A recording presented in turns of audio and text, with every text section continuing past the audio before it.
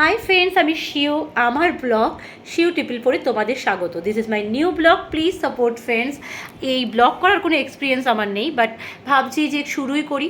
Experience তো আমরা কাজ করতে করতেই মানে সেটা গেইন করি। তো যাই হোক, এই ব্লগটা শুরু করলাম একটা বার্থডে ডেট দিয়ে। তো আমার হাজব্যান্ডের সেদিন বার্থডে ছিল 9th মে। প্রচণ্ড বৃষ্টি হচ্ছিলো, যাওয়ার কথা ছিল বারবিকিউ নেশনে, বাট সেদিন আর বারবিকিউ নেশনে যাওয়া হলো না।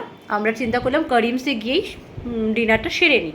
তো এর আগেও করিমসে অনেকবার গেছি। করিমসের অ্যাম্বিয়েন্স আর খাবারের কোয়ালিটি নো ডাউট ভালো ছিল। তো সেদিনও আমরা প্রথমে ড্রিঙ্কস অর্ডার করি এবং দেন স্টার্টার অর্ডার করি, আর তারপর ডিনারটা অর্ডার করি ফেলি।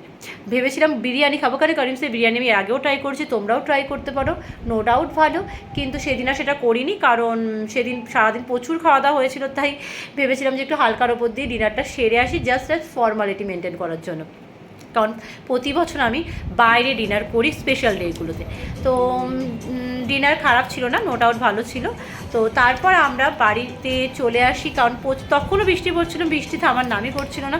তো যাই হোক, তাই বাড়িতে চলে আসি এবং ভালো ভালো পিকচার তুলি। আর এইভাবে সিম্পলভাবে একটা মানে বার্থডে নাইট আমরা সেলিব্রেশন করি।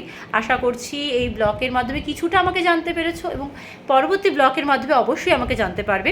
আর আমি চাইবো আমাকে একটু অ্যাপ্রিসিয়েট করার জন্য সাবস্ক্রাইব করে দিও আমার চ্যানেলটাকে। আর পারলে একটু লাইক আর কমেন্টস করো যে আমাকে কেমন লাগছে এই আউটফিটটা পরে। আর তোমাদের সামনে আমার কাছে নেক্সট টাইম আরও ভালো করে আনতে পারি